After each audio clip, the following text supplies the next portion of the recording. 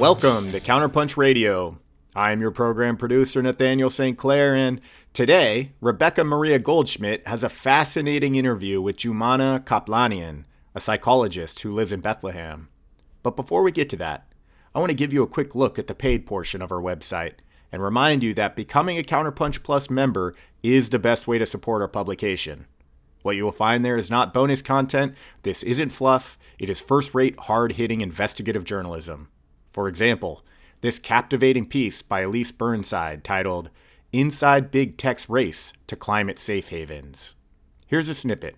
In David Pogue's book, How to Prepare for Climate Change, he suggests people consider relocating to 15 cities that offer protection from the worst of climate disaster.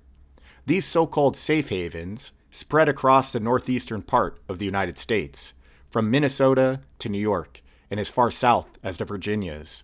Like the Rust Belt, Bible Belt, and Corn Belt, these post-industrial cities are being redefined by their access to fresh water and moderate weather.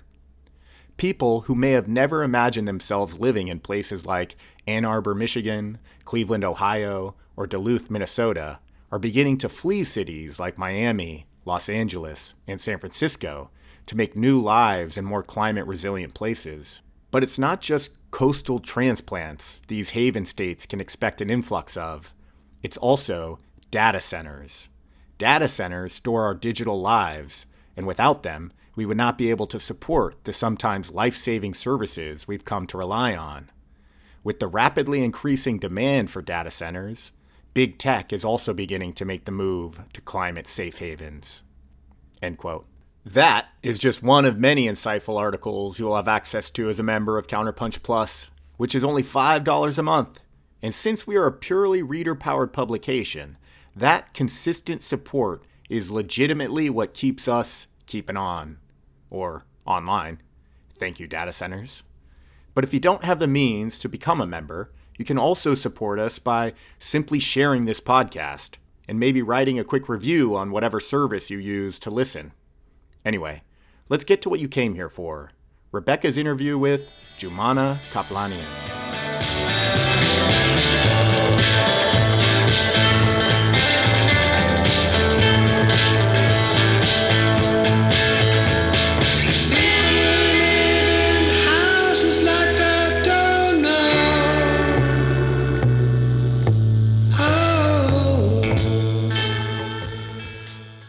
Konnichiwa, everyone. My name is Rebecca Maria Goldschmidt. I am one of the new podcasters for Counterpunch Radio. So welcome to Counterpunch Radio. I am Jumana Kaplanian. I am from Bethlehem. I am a psychologist and psychotherapist, mental health trainer, and founder of Psychology Spa. Psychology Spa is the first center in Palestine that was founded in 2016 that is specialized in raising awareness of mental health through psychoeducation. So basically, we meet in groups. These groups might be from different backgrounds, different academic, religious, social backgrounds, and we learn about our mental health in non-traditional ways. So we use different tools, like we use the drama and theater, we use music, where people feel safe to be together and to share. This kind of idea about psychology and mental health, that it's something complicated and for genius people, but we try to have light messages that support people and support their mental health. Also, the setting of the center by itself is different in terms of it's more modern, cozy. We have small garden, we have plants. So it's non-traditional because usually people are used to the office style and it's like the therapist and patient. But the atmosphere in our center is very unique. And I would say it's the only place in Palestine that is designed in such a way.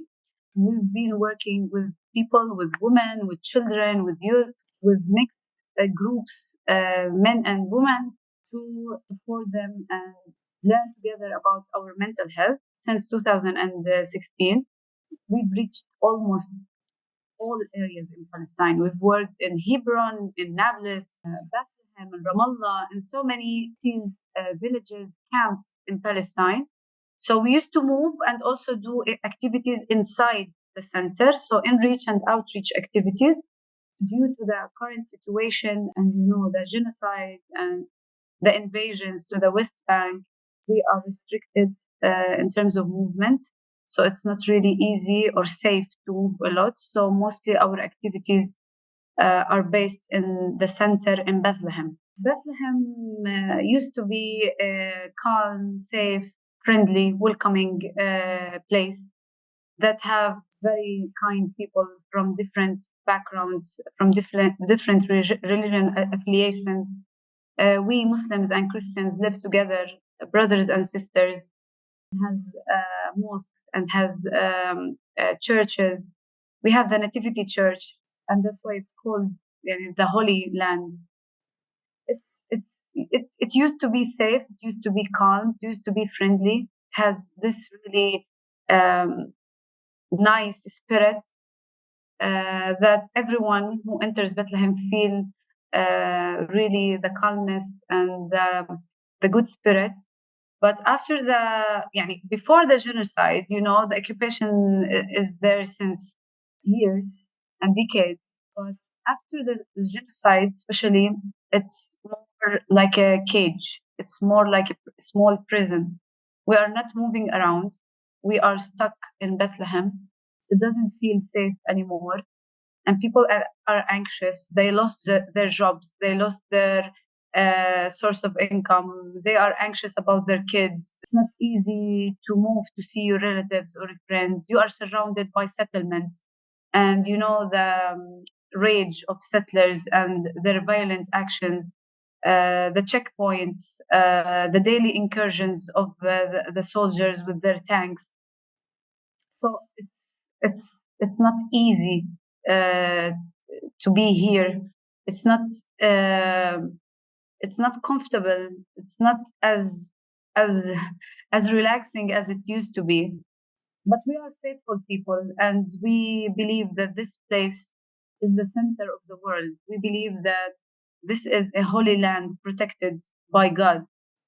We are trying to be strong and resilient and not to surrender.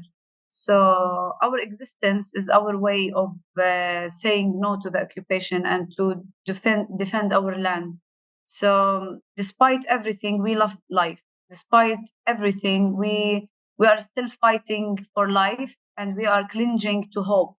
Thank you so much for a strong introduction. And yeah, I just want to thank you for taking time to talk with me. And I know that it's a busy time always for Psychology Spa. You have so many different activities going on at the center all the time. And, despite, like you were just saying, despite the immense pressure from the military and the settlers and the checkpoints and the kind of prison-like scenario that you guys are feeling, you're still doing your best to cultivate a sense of community and, just group support for each other at this time. And so, I'm wondering if you could talk a little bit about, I know you mentioned some of the groups that you have, how your work is supporting the community and what people have been experiencing over the past year, maybe specifically how you have been supporting people in their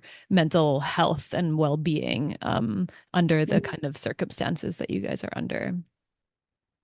Yeah, first of all, I would like to say that our center does not have main support or financial support from any parties. We don't depend on grants, but if we get small ones, it would be very grateful to carry on with our activities because it's self-funded center. We have, before the war and the genocide, we had some activities that helps us, that is paid and helps us to carry on with unpaid activities and to support the community with free services. But after the genocide, it's really difficult that people will pay because everyone is broke and most of people lost their jobs. So most of our services since day one of the genocide were for free. For more than 70 days of the war, we provided free services to women, children, mixed groups, and it really left great impact on the community and on people, and the way they perceive psychologist spa as really having a great impact in the community, especially during these times. And I would like to say, providing this, I'm not saying that we are doing too much. It's the minimum and least thing we can do to support ourselves and also to support others in our community, because this is our way to heal, and this is our way to just stay strong and stay stable in the midst of these difficult and exceptional situations. So how is the community is reacting to what we are doing? We are receiving a huge number of people who are willing and wanting to participate in our activities, and that puts a really huge pressure on us to keep on with our activities, and also to provide the best. The problem we are facing that we don't have a big number of staff, and the workers or the people who support us at Psychologists Spa, they work not on a daily basis. They come and do only their project, or they only work for certain hours because we don't have budget to pay salaries. So, and we love this way of working because it gives also freedom of movement, and also it gives flexibility to work, and it doesn't make us slave to the money. So we are more able to move, but in the same time, this means we are not able sometimes to cover the huge number of needed people who wants to be or participate in our activities. So this is one of the obstacles we are facing, but we are always overwhelmed and encouraged to continue what we are doing with the feedback that we get from our community and the people who participate in our activities. We always have this nice and grateful comments saying that this place is like a heaven for us. Yesterday we had one of the classes of the yoga classes, and one of the girls, by the end of the class, she was commenting and giving feedback about the class, and she said, once I enter the stairs of Psychology Spa, I feel I detach from everything that annoys me. So I really loved hearing this, and this encouraged me and motivated me to do more and not to surrender.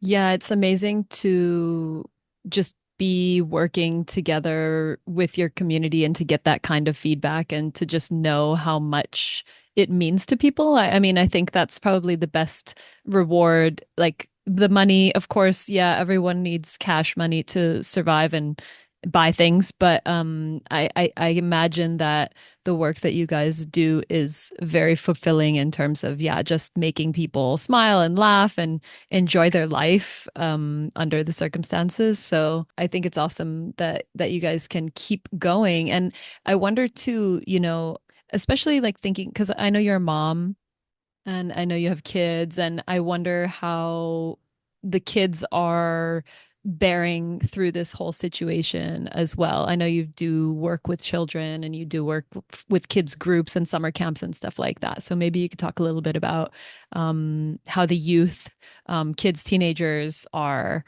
responding to Psychology Spa and their time there. I am a mom of two boys. One is 6 years old and his name is Theodoros, and the second one is 4 years old and his name is Justinos. And I'm also pregnant with a girl now. I'm having the princess now. So I'm pregnant in the beginning of my 9th month. So I am so close to my due date. Congratulations. Thank you. And this is supposed to be something that we are excited about, and I am very excited about. But honestly, I cannot remove the fear inside as a mother, not as a psychologist. As a psychologist, I have my tools and I try to use it. to help me as a mother, but you can't really erase this fear when you have kids. So my heart really aches for the moms in Gaza who lost their kids. May they rest in peace, and also those kids who suffer in Gaza with so much overwhelming pressures they live at. So as a mom, first of all, I try to keep my kids away from media. They are still young, and this is something I'm very grateful at, because I'm still having control on the social media, on the TV. So I would say my kids 99% is away from being exposed to the violent news. But when they go to see their friends, or when for example, today is the first day of school, they hear from the other kids. So they know, for example, when we have continuous strikes and everything is closed, the few parks that we only have at Bethlehem is closed. They know there is a strike because a Palestinian was killed. So you cannot avoid that your kids will know, but you try at least to make them away from the media.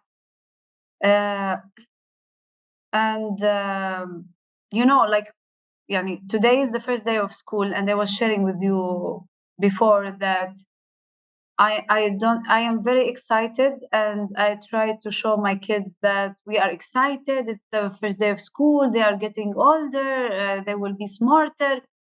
But at the same time, I have this fear and anxiety inside, because, on the way to the school, there is a checkpoint. And yesterday at night, they declared they will close it. And they are closing it frequently. And also the soldiers are always on the way. So it's not really comfortable to feel that there is something blocking you to reach your kids. So when I dropped them off today to school, I had this heartache that, okay, the only thing that I can do is just putting them in the hands of God and say, God, protect them, and let's hope for the best, but we have no options. So even if you are a psychologist, you have all the skills, but this is an exceptional situation, and we are humans by the end of the day. And we are not supposed to deal with such situation. This is so much overwhelming. This is unacceptable. This is not normal. Doesn't have to be normal. We don't have to cope with it. I don't have to use my skills to cope with this. So it's not easy. It's not easy. Yeah, I mean, I think just that base fear as a mother in general, probably, of being separated from your kids. And then on top of that, like you're saying, you shouldn't have to deal with the fact that dropping your kids off for the first day of school is traumatic. It's challenging, and it's traumatic, and not knowing if you might be able to get to them quickly enough if there is something that does happen. Yeah, you can't avoid anxiety. For example, I can't avoid checking my phone, because when they were going to school before the summer, every now and then the school sends something. Come bring your kids. Suddenly, maybe you drop them now, and after 10 minutes, they send you, come bring your kids. There is a closure, or there is an attack, or there is operation. So you can't just stay relaxed, either if you are at your work or at home or doing anything. So I always tell my husband, keep checking your phone, and I keep my phone beside me. And it's not the way we live usually. You go, you leave your kids, you go to your work, you just get engaged at life. You have your space and free time. So it's really, I believe that our feelings are very normal. Being anxious and afraid, I don't feel that we are over exaggerating, or because nothing is expected. You don't know what will happen after 1 minute. And this by itself is killing, is disturbing our mental health. So we try in our activities at Psychologist Spa to have this space where we turn our mind off, where we just breathe. And honestly, when everyone was asking me how you deal with it as a psychologist, since they were one of the war, I was like saying, helping others is healing for me. When I am with others, when I am with the groups, with the community, it heals me. When we learn together, when we do different techniques together, when we laugh together, you for a moment, you just detach from reality. And what we need today are those few moments. We don't have much more moments. We only have those few moments that I always say we steal it from life, just to keep going. Yeah, just the reset, right? Like that space that you could be in. Like the girl was saying, she walks into the staircase and she's just like, oh, like that kind of relief from the pressure. I wonder too, just in terms of what kind of concepts you offer to the community, because I know I don't speak Arabic, but I watch your guys' videos on Instagram and I try to read the translations. But you offer so many beautiful, just simple, I don't know, tactics, strategies for people. Yeah, different ways of coping and dealing with what's happening in their lives. And I wonder if you want to share any of those today, like in terms of breathing exercises or whatever it is, just conceptually and ways to ground yourself in this kind of situation. Yeah. Before the genocide, we have so many different topics. We have so many different concepts, and it depends on the needs of the group. It depends on the background of the group. But after the genocide, we are more working on relaxation, breathing, using yoga, especially yoga that is specialized for healing trauma. We are using the drama and theater to express emotions because we feel like that. Me personally, sometimes I do a long conversation in my mind, but I'm not able to express it because it's too much. So we offer this space to express emotions, to understand our complicated emotions, and to find tools and ways to express them. Because sometimes talking, especially nowadays, we are lacking words. We said everything. So we try to have different tools that helps us to express, either through writing, drawing, dancing, moving, stretching. The concepts are more like focusing on the now, here and now, because no one guarantees what will happen in the next moment, but especially now in the genocide, it's more like that. So we try to focus more in the moment, mindfulness techniques here, to learn how to be here and now, to use your senses to be grounded, to learn how to relax, especially relaxing your body. So many of people, either women or children or youth, they are dealing with the body aches, the psychosomatic symptom. So stretching is really helping them to release these pain, and also to give the trauma space to move out of your body, and also to encourage each other, to encouraging each other in the group. When you share the same feelings and the same pain, it's by itself healing. So we provide this space that people can support each other, and also encouraging their coping mechanism, their positive coping mechanism. Everyone is coping with this situation in a really different way. So we try to encourage the positive coping mechanism and discourage the negative coping ones. And it depends, what the group brings. We provide different concepts or different learning material and techniques. Thank you. Yeah, it seems like mindfulness as a concept worldwide is effective and helpful. And especially right now in a situation where you just have no idea what's going to be coming next and everyone has their phone right there, or you just, there's just that uncertainty.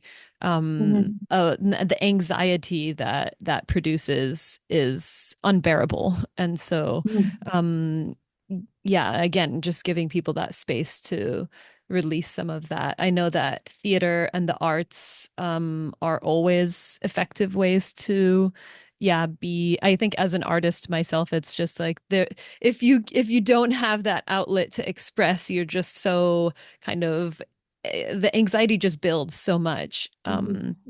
So I can imagine that there's a lot of fun and laughter and just silliness and just being able to like let loose a little bit in your guys' space that happens a lot.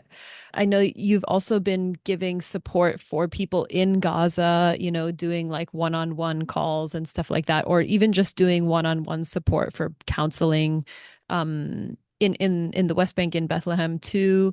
And I wonder if you want to share any thoughts from that experience or how people are, just responding to this, what is not only like you're saying, a genocide and a massacre, but how are people responding to the mental health crisis of the genocide?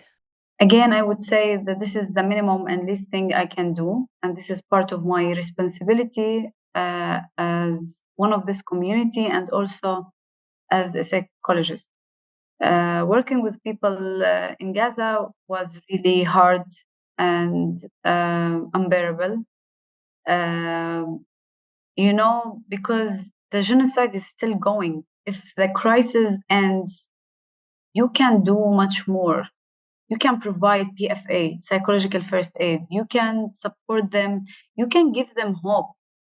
But the problem here that everyone knows, I believe, that it's still going. So you are talking with someone and he's telling you, my relative is being killed. Or you are talking with someone and they are bombing them. So you cannot really help much, but the least thing we can do is just to ask about them and to show them that we are here and stay and still care. Because so many of them today, they feel that they have been forgotten, that people got bored or got tired and they are trying to cope and live their life normal, which is, I don't blame anyone, because this is also normal that we are all of us trying to keep our life normal as possible, which will never be, but we try to have our routine. But in the same time, there are people who are suffering and still under the attack, and they are losing more and more souls. So it's really difficult. And even word difficult is so simple. It's heartbreaking and devastating. Working with people in the West Bank is we have all the pressures in a different way. We have economic pressure, movement pressure, anxiety, fear. Now the threatening to invade the West Bank like Gaza, and they start doing this in Nablus, Jenin, and Tubas, and in the north of the West Bank. So living in this anxiety, and it's like expecting that your turn is coming, and we are all having this punishment, community punishment, and civilians being killed. It's not easy. And what makes it even more difficult that I am part of the community. I'm living here. I'm not doing online therapy, and I am living outside, and I am in my safe, comfortable space. So it's challenging. But I would say the most useful techniques and things that we used to support others is validating their feelings, normalizing their feelings, also giving them a space to express, and just be present. Just show that we are there. And also because our community has faith, religious faith in the our case as Palestinians. So faith is our strongest tool.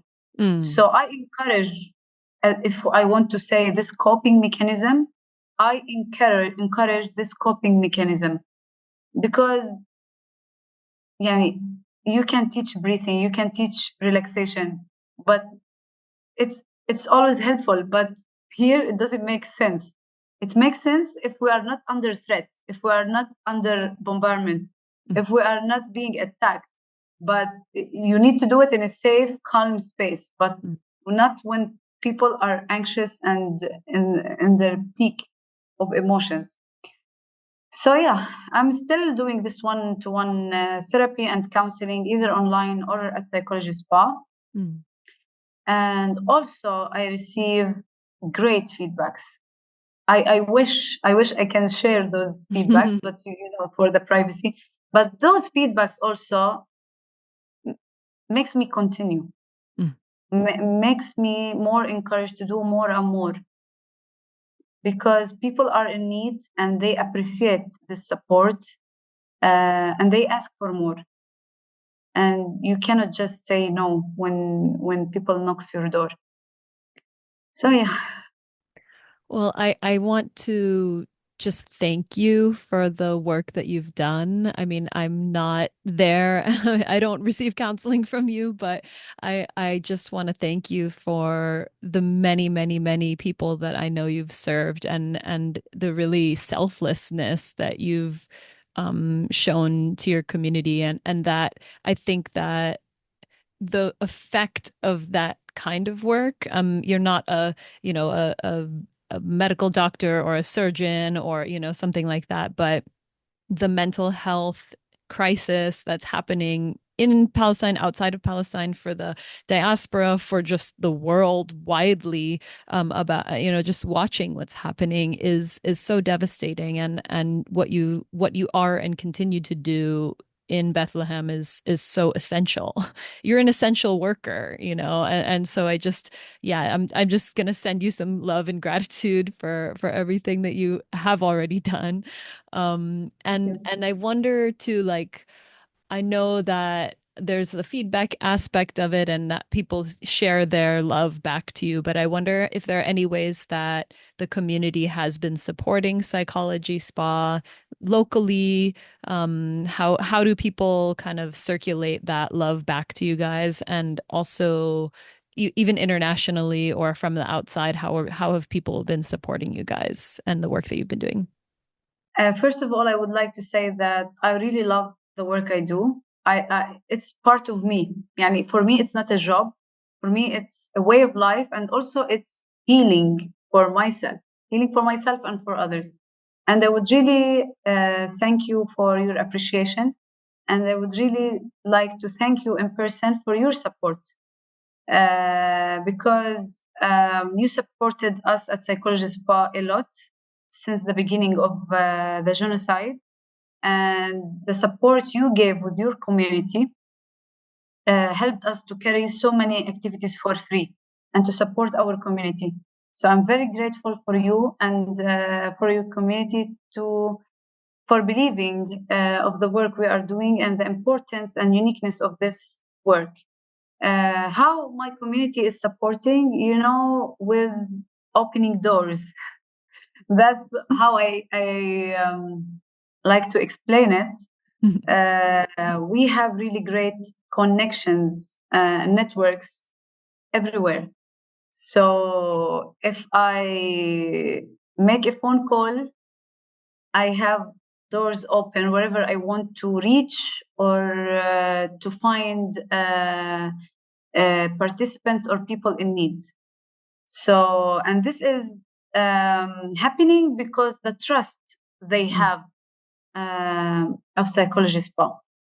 When you gain the trust of your community, they will never say no to anything.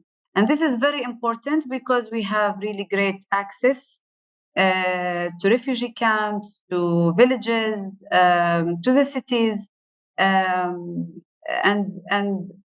local centers, let's say, they convey this trust to their participants and to their groups. The first important thing I would like to share how the community supports us, and also by speaking about psychology spa in a really different way, that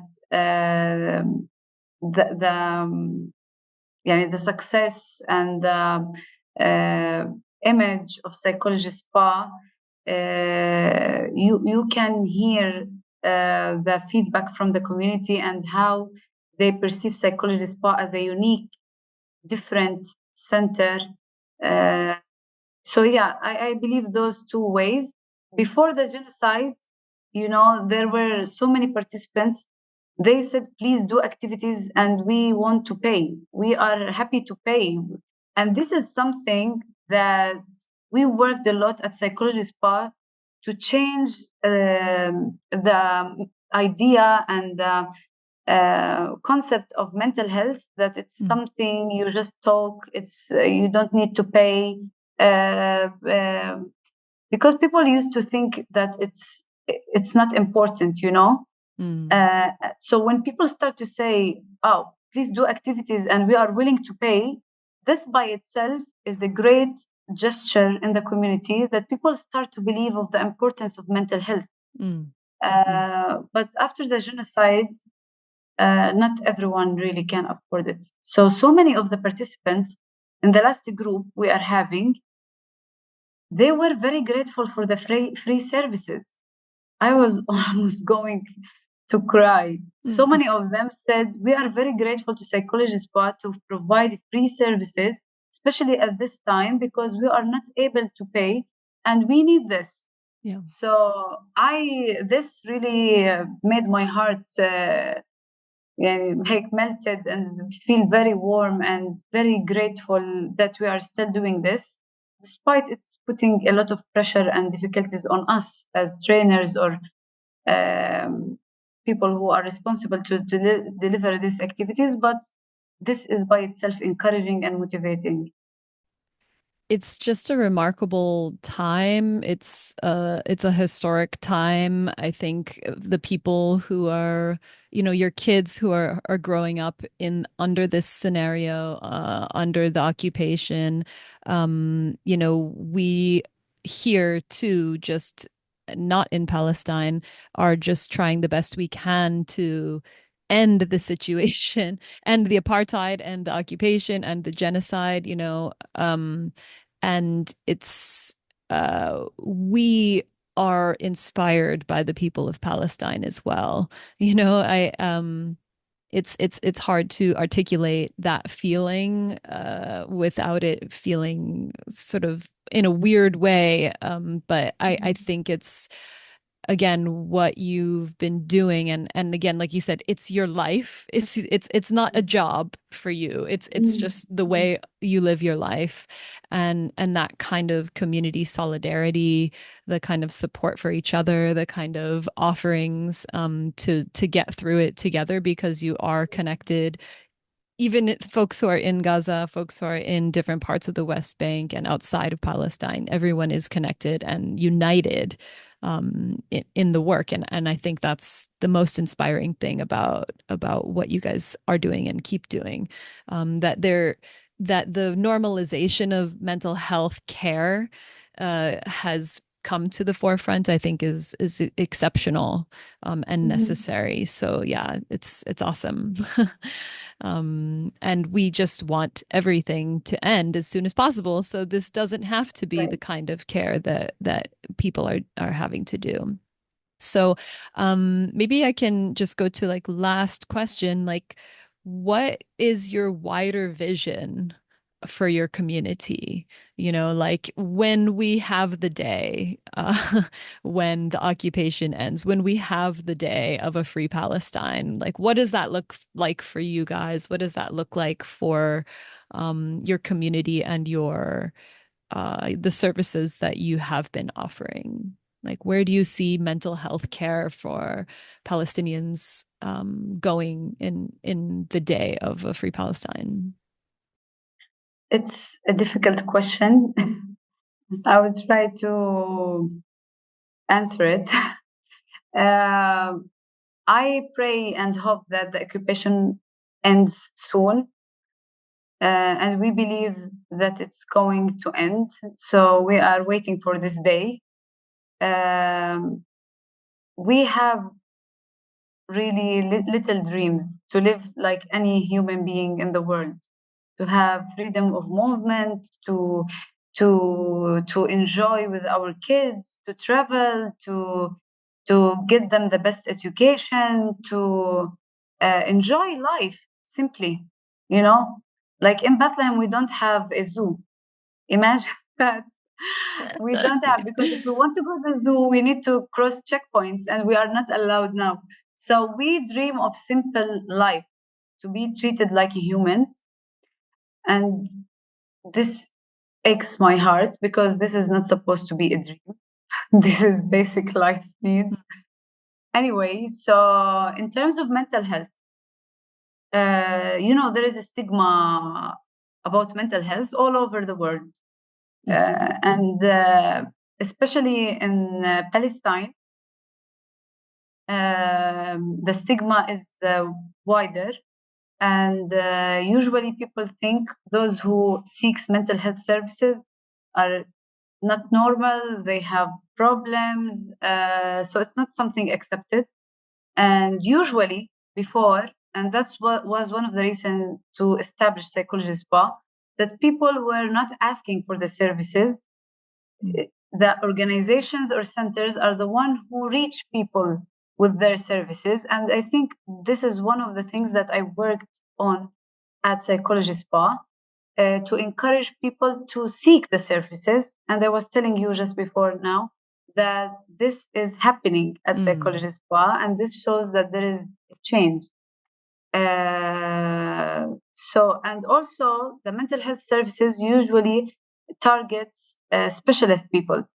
Like they work with social workers, with psychologists, with almost people who are in the field. So what we tried at Psychologists Spa is to make mental health accessible available to everyone. Okay, even those who are not educated, even those who doesn't know how to write or read.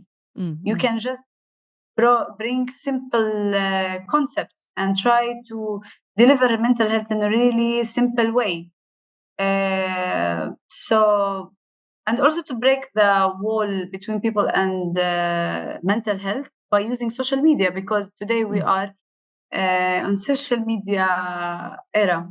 So what is our vision for mental health in Palestine when the occupation ends is to make it available for everyone, to make people more recognize its importance and are willing to pay and know that they are investing in their mental health.